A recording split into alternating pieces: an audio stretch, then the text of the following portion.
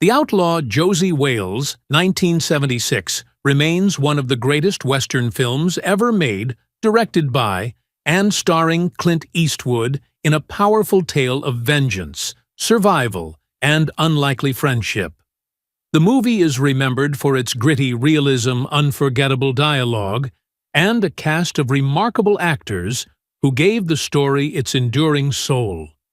Sadly, many of the talented men and women who appeared in this classic have since passed away.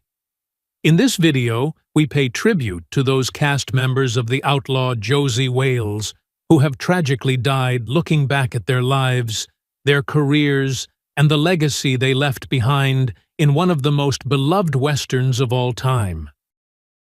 Chief Dan George was born on July 24, 1899, in North Vancouver, British Columbia, and at 77, he brought a haunting gravitas to the role of Lone Watty in The Outlaw Josey Wales, 1976. On-screen Watty is a wry philosophical Cherokee elder whose quiet humor and tragic wisdom provided both levity and moral weight in Josey's bloody journey. Yet behind that serene presence was a man whose own life had been carved by suffering and cultural erasure. George endured a childhood in which his family's indigenous identity made them targets of systemic discrimination. He spent formative years in residential schools, forbidden from speaking his language, and exposed to daily humiliation and abuse. These early scars created a man both deeply reflective and secretly resentful, a duality that informed the intensity and subtlety of his performances. Though he was celebrated in Hollywood as a voice for indigenous people, he often struggled with the exploitation inherent in his roles, being repeatedly typecast as the noble elder and denied opportunities for leading or complex contemporary parts. He carried a quiet bitterness about how the industry commodified his heritage, while denying him true creative agency. George's personal life was largely private, yet insiders recall a man who could be brusque and exacting in professional settings, a side rarely seen by the public, and who sometimes clashed with producers over authenticity and representation. His literary work and speeches, particularly Lament for Confederation, reveal the depth of his anger at colonial structures and his persistent fight to preserve culture under erasure. Despite this, he remained relatively modest in material terms, living a life free from ostentation, but constrained financially by the very Hollywood that lauded him. When he passed away on September 23, 1981 in Vancouver from heart failure at the age of 82, he left behind an estate largely comprised of royalties, small property holdings, and book earnings, likely under $1 million, yet his cultural impact far exceeded his monetary wealth, cementing him as both a revered elder and a quietly embittered survivor of a system that profited from his image more than his person. Bill McKinney was born on September 12, 1931, in Chattanooga, Tennessee, and at 45 he embodied the malevolent Captain Terrell in The Outlaw Josey Wales. 1976, a relentless Union officer whose cruelty fuels the film's tension and horror. While audiences saw him as a chilling, almost inhuman villain, McKinney's off-screen life carried an equally dark, obsessive intensity that often unnerved colleagues and led to persistent career turbulence. His formative years were marked by modest circumstances, instilling a hard-edged survival instinct that later manifested as a relentless pursuit of realism in acting, sometimes crossing into intimidation. Rumors of threatening behavior on set, heavy drinking, and compulsive method acting created a reputation for volatility. McKinney battled severe addiction issues, particularly alcohol and gambling, which strained personal and professional relationships and contributed to multiple missed opportunities, including a major franchise role he lost, due to concerns over reliability and temperament. His personal life mirrored his on-screen ferocity, with brief, tumultuous marriages and estranged family connections as children and spouses alike reportedly found him domineering and difficult to relate to. He carried emotional scars from early rejection in Hollywood and internalized the typecasting that trapped him in villainous roles, exacerbating tendencies toward self-destruction. By the 1990s, health problems from decades of smoking and drinking compounded the sense of decline. McKinney died on December 1, 2011 from esophageal cancer at 80, leaving behind an estate believed to be under $1 million, including modest property and residuals from film work, reflecting a life in which intense talent, personal demons, and Hollywood exploitation intersected to produce cult fame but limited material security. His legacy is one of haunting performances and a stark reminder of how a compelling screen presence can coexist with profound personal struggle, obsession, and ultimate isolation. Sondra Locke was born May 28, 1944, in Shelbyville, Tennessee, and at 32 she portrayed Laura Lee in The Outlaw Josey Wales, 1976, a fragile yet resilient Southern woman whose gentleness masks inner trauma and tenacity. While her character's quiet strength won audience sympathy, Locke's real life was a maelstrom of secrecy scandal and professional sabotage that often overshadowed her talent. From a young age, she learned to manipulate perception, concealing her true age to secure ingenue roles and strategically navigating Hollywood's exploitative dynamics. Her most notorious public chapter was her toxic, high-profile relationship with Clint Eastwood, which lasted over a decade and included multiple allegations of coercion, financial control, and career sabotage. She claimed Eastwood pressured her into abortions and later manipulated her medical care to prevent pregnancy, an act she revealed only after years of private anguish, creating a rift that ended in bitter legal battles. Locke also faced persistent typecasting and was often described by colleagues as difficult or manipulative reputations that arguably originated from the stress and trauma of working under Eastwood's shadow. Despite the outward glamour, she had multiple failed relationships, including brief marriages and long-term affairs that produced public gossip, and her relationships with family members were fraught with estrangement and conflict, leaving her emotionally isolated.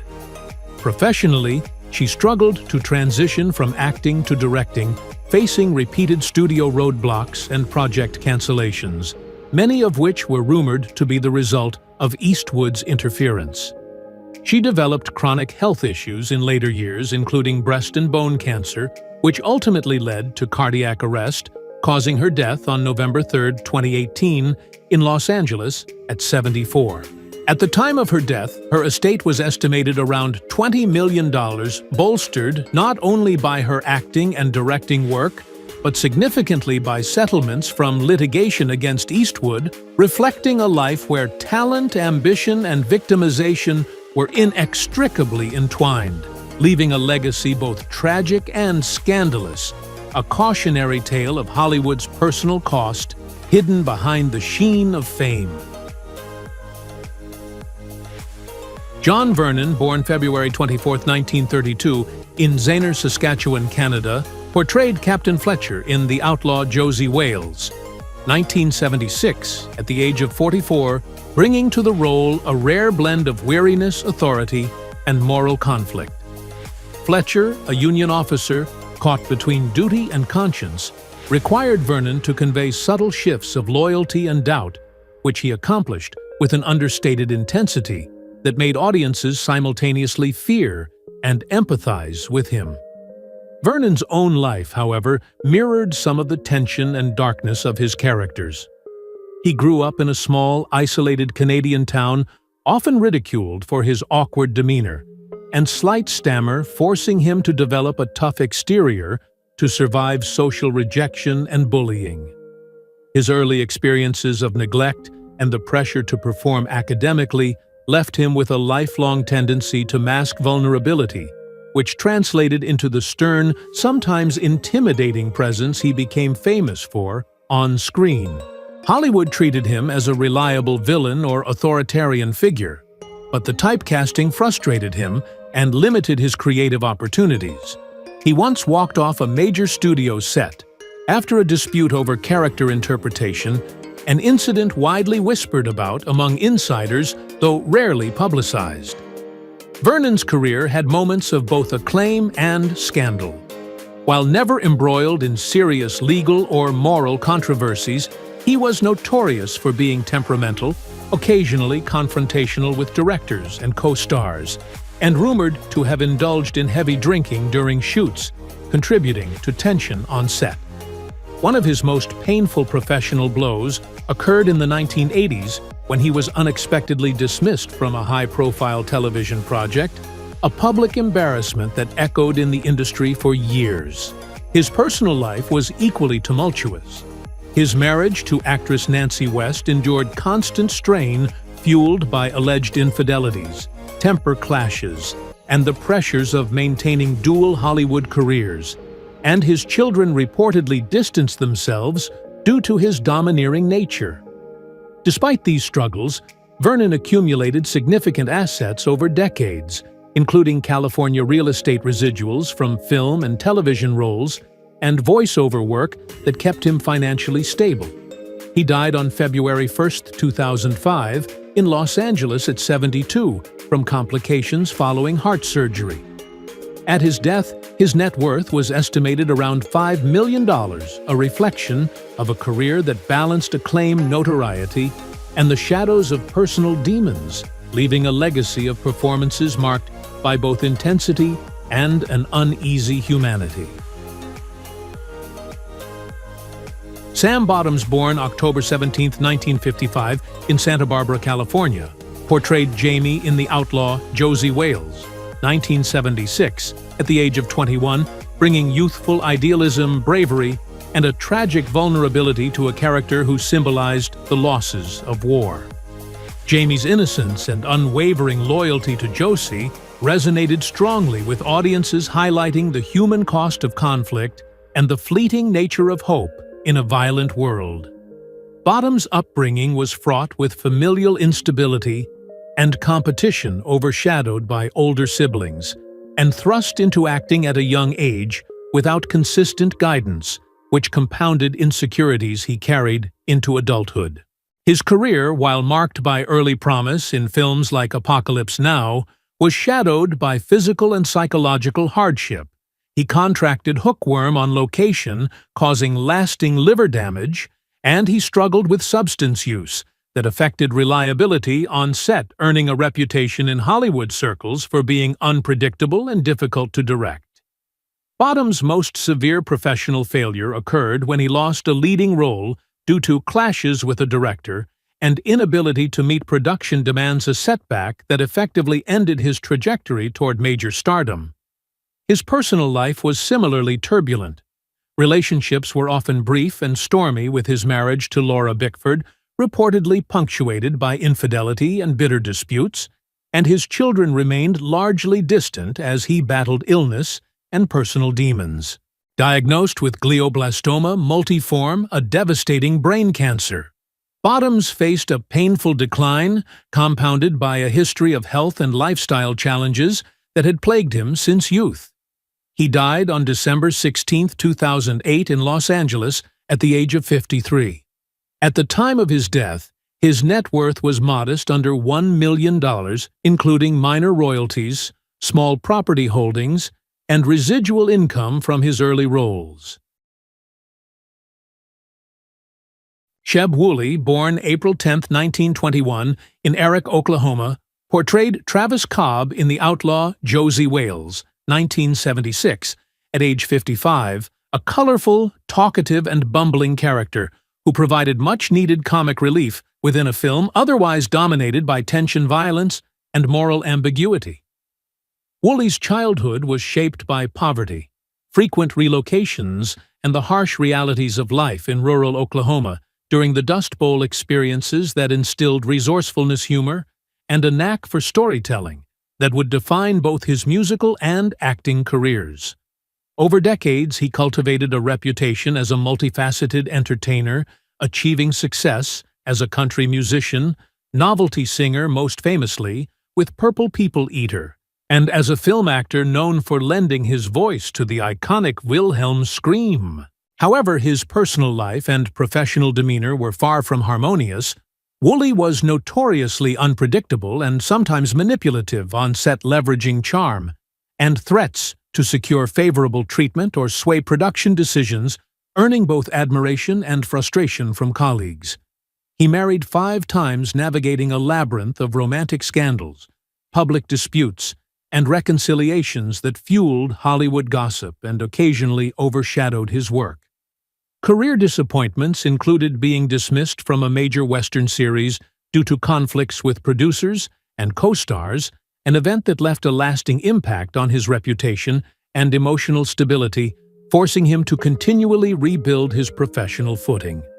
Woolley faced additional struggles with maintaining a balance between music and acting careers while managing the volatility of his personal life, including estranged children and fluctuating public perception. He died on September 16, 2003, in Nashville, Tennessee, at age 82 from leukemia. His estate, encompassing music royalties, film residuals, and real estate holdings, was estimated at around $5 million, reflecting both the breadth of his achievements and the enduring value of his creative output. Paula Truman, born April 25, 1897 in New York City, took on the role of Grandma Sarah in The Outlaw Josey Wales, 1976, at the age of 79, infusing the character with grit, humor, and a resilience forged from tragedy. Truman's Sarah was fiercely protective, quick-witted, and deeply human traits that resonated with audiences and became emblematic of her career-long penchant for playing strong elder women who exude authority without losing warmth. Truman's early life was defined by adversity. She grew up in an immigrant family marked by financial hardship and emotional neglect, often shuffled between relatives who regarded her as a burden. Her childhood was filled with ridicule from peers for her small stature and distinctive voice, which she learned to transform into a weapon of sharp wit and stage presence. The theater world amplified both her talents and vulnerabilities. She became known for her explosive temper, backstage volatile confrontations with directors and co-stars, and whispered rumors of affairs with influential producers, which, though never confirmed, complicated her reputation. Truman's career saw periods of decline when she was deemed difficult, forcing her to reinvent herself repeatedly, transitioning from minor stage parts to memorable supporting roles in films like Annie Hall and Dirty Dancing. Her personal life reflected similar instability. A brief troubled marriage ended amid allegations of abuse, leaving Truman navigating complex family dynamics with estranged siblings and a distant circle of friends. Despite these challenges, she cultivated eccentricity as a public persona, masking loneliness and bouts of depression with charm, humor, and a stubborn work ethic that earned her longevity in a cutthroat industry. Truman remained financially modest throughout her life, owning little beyond a small New York apartment and modest pensions. Her net worth at death in 1994 likely under $1 million. Yet her cultural imprint was significant. She personified the archetype of the resilient elder woman in Hollywood and on Broadway, and her roles continue to be celebrated as quietly defiant and authentically human, a testament to the hidden depths behind a life filled with personal and professional turbulence.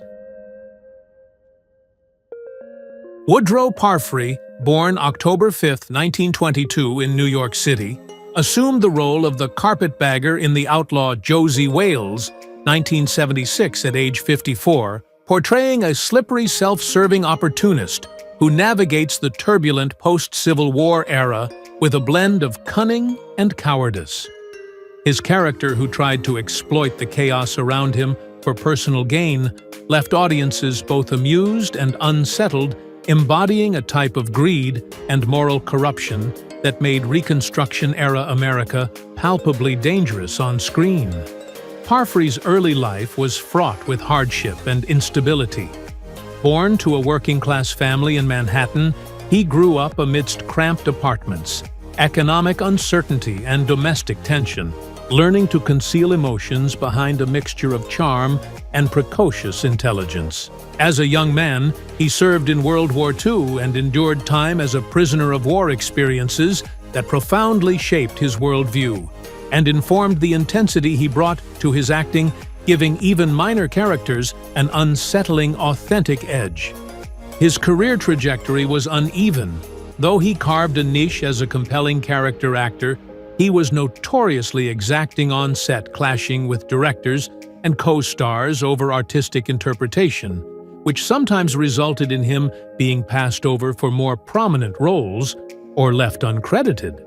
Colleagues often whispered about his obsessive attention to detail, bordering on eccentricity, and there were rumors that his off-screen life mirrored the brooding, slightly unhinged qualities he portrayed on film. While he avoided the sensational scandals that plagued many of his contemporaries, he had a private struggle with health issues stemming from his wartime service, which occasionally affected his performances and temperament.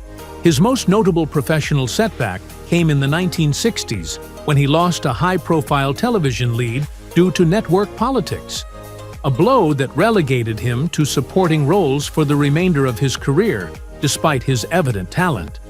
Parfrey faced personal challenges with stoic discretion, including the death of close family members and the psychological weight of wartime trauma, which seemed to shadow him throughout adulthood.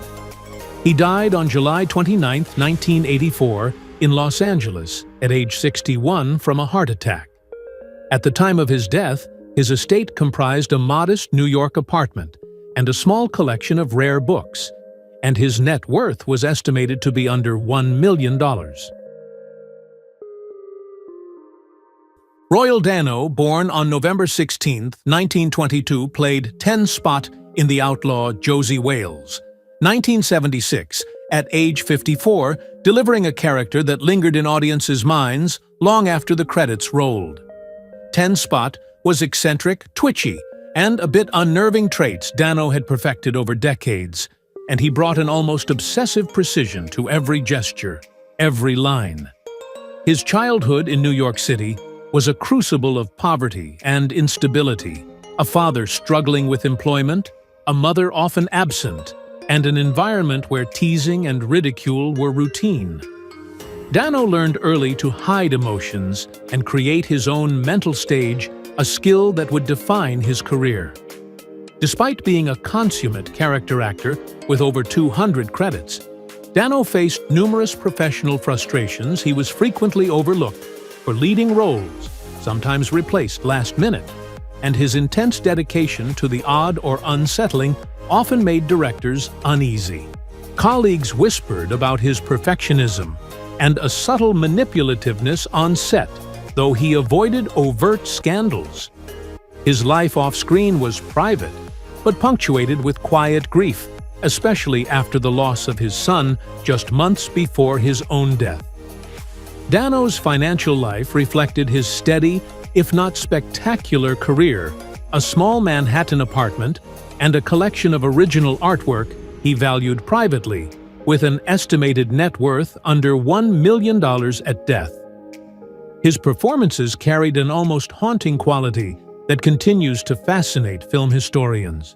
He died on May 15, 1994, in Santa Monica, California, at age 71 from pulmonary fibrosis, leaving behind a legacy defined by intensity, mystery, and a willingness to explore the dark edges of character that most actors avoided.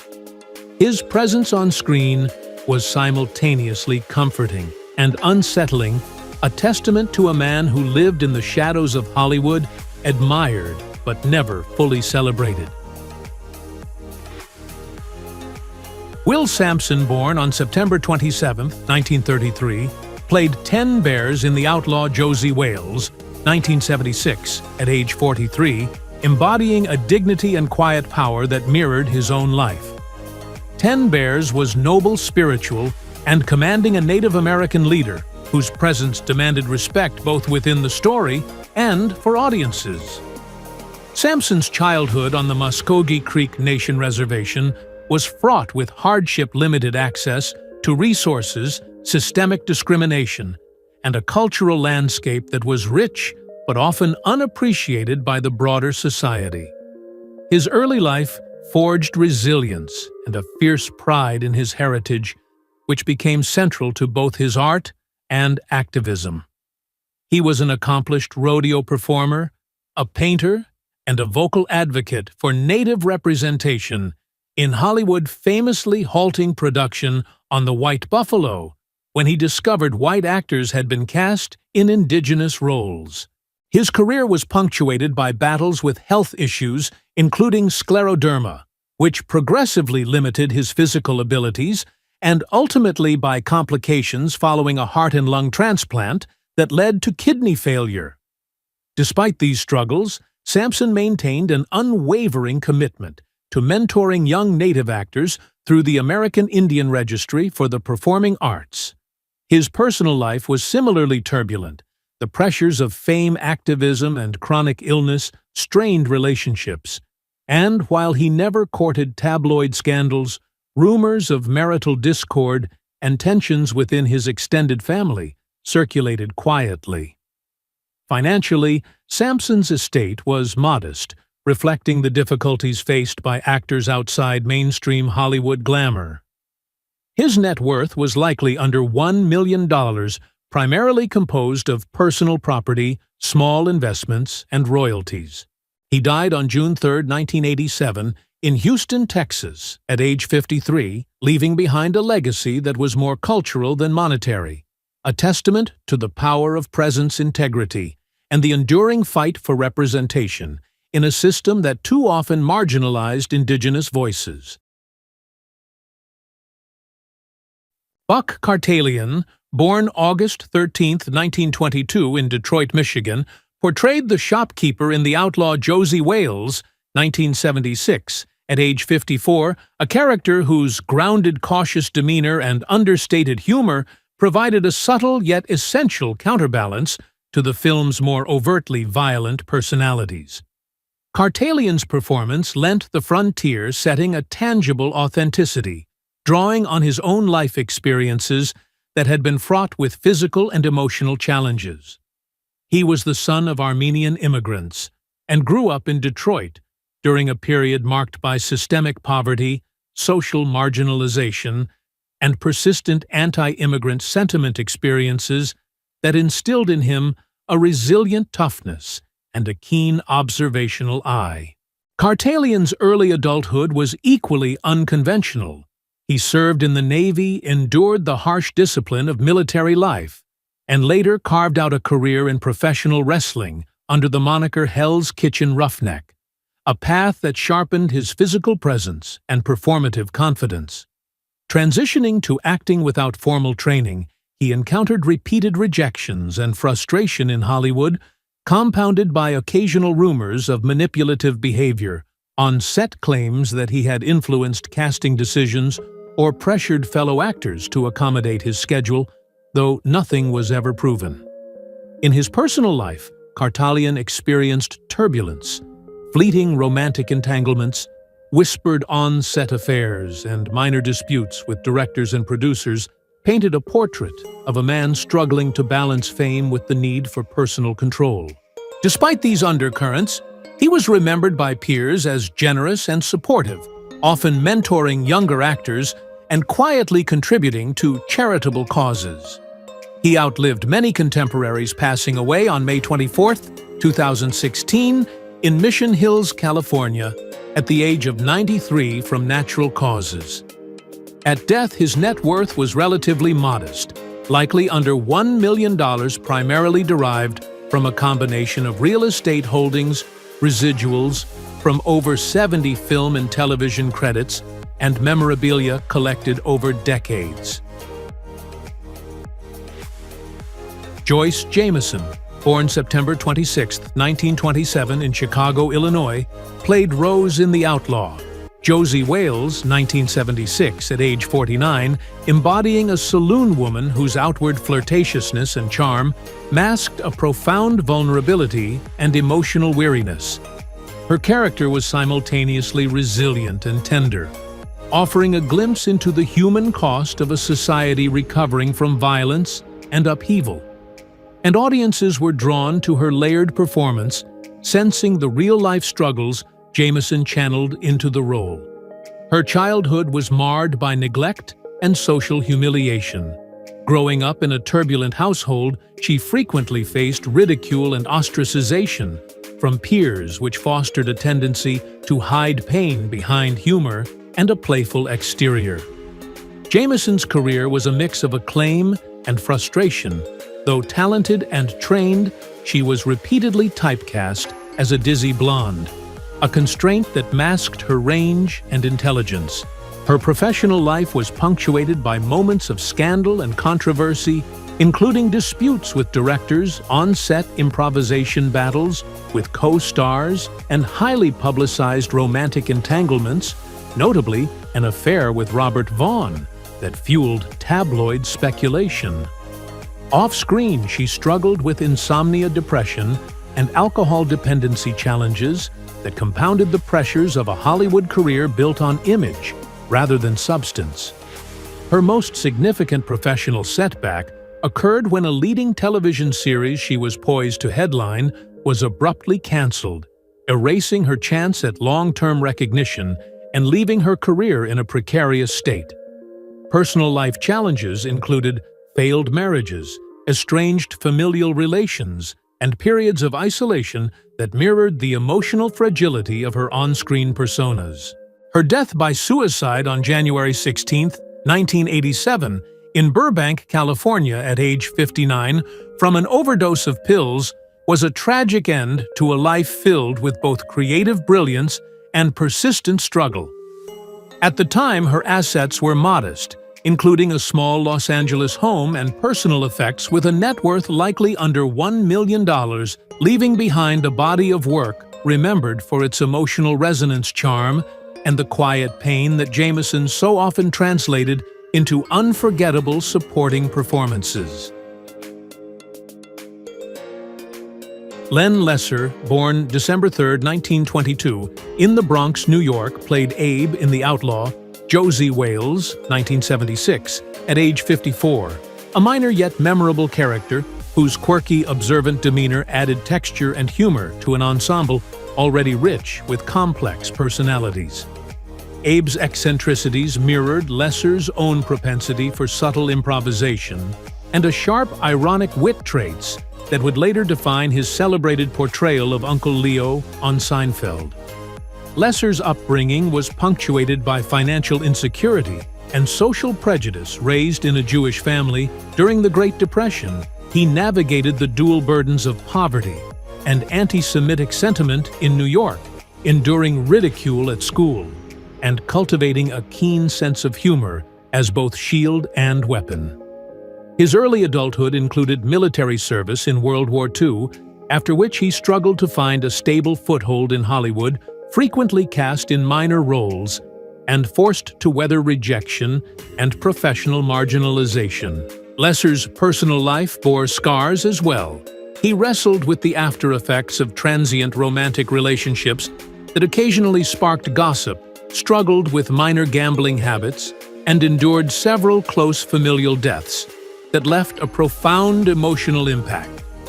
Professionally, he was sometimes labeled difficult for challenging directors or insisting on particular interpretations of scenes, yet colleagues often credited this persistence with enhancing performances rather than undermining productions.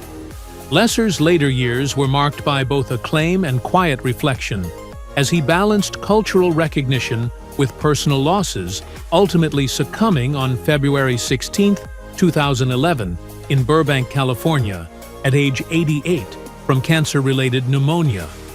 His estate was modest, under $1 million, comprised of rare first-edition books, small real estate investments, and royalties from an extensive film and television career exceeding 500 appearances. While Lesser's material wealth was limited, his influence on American comedy, especially through his post-Josey Wales television work, rendered him a figure whose nuanced character work and incisive humor left an indelible imprint on audiences and performers alike. John Quaid, born April 1, 1938, in Kansas City.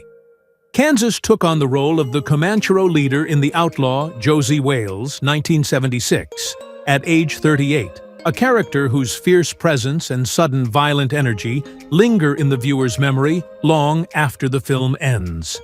The Comanchero leader was ruthless, calculating and merciless qualities that mirrored Quaid's ability to embody danger with a single glance, giving audiences a glimpse of a man who thrived on intimidation. As a child, he was often humiliated by peers for his awkward stature and his tendency to retreat into silence, learning to mask vulnerability behind stoic expressions that later became his signature on screen. Quaid initially pursued a career in engineering, helping construct components for aerospace projects that were later used in lunar missions, a testament to his sharp intellect and meticulous attention to detail. Yet, the sterile world of calculations and protocols could not quell his craving for dramatic expression, and he gravitated toward acting where his imposing physique and gravelly voice made him a natural fit for villainous roles. Hollywood, however, was not kind. Quaid faced repeated typecasting, frequent rejection for more nuanced roles, and tension with producers who found his on-set intensity difficult to manage. One particularly notorious incident involved a dispute with a co-star during the filming of a major Western, escalating into a confrontation that almost cost him the part, highlighting the thin line Quaid walked between professional dedication and volatile behavior. Despite a reputation for toughness, he struggled with loneliness and never married, channeling his personal isolation into his performances. His private life was intensely guarded, but those close to him recall a man both fiercely loyal and capable of sharp, unpredictable outbursts. He died on August 9, 2009 at age 71 from a heart attack while sleeping in Arizona. At the time of his death, his net worth was modest, estimated under $1 million, consisting mainly of a collection of vintage motorcycles, a few prized personal artifacts from his film career, and a small portfolio of investments. Yet his enduring legacy as a cult favorite of Western cinema ensured that his work continued to captivate and influence genre enthusiasts long after his passing. Thank you for watching as we reflected on the lives and legacies of the actors from the Outlaw Josey Wales who are no longer with us. Their humor, charm, and unforgettable performances brought joy to millions and helped shape the show into a classic. While their journeys ended far too soon, their impact lives on through every scene, every laugh, and every memory they've left behind. As we honor their lives, we're reminded of how deeply television can touch our hearts. Join us next time as we look back at more stars who left us too soon, but whose stories continue to shine.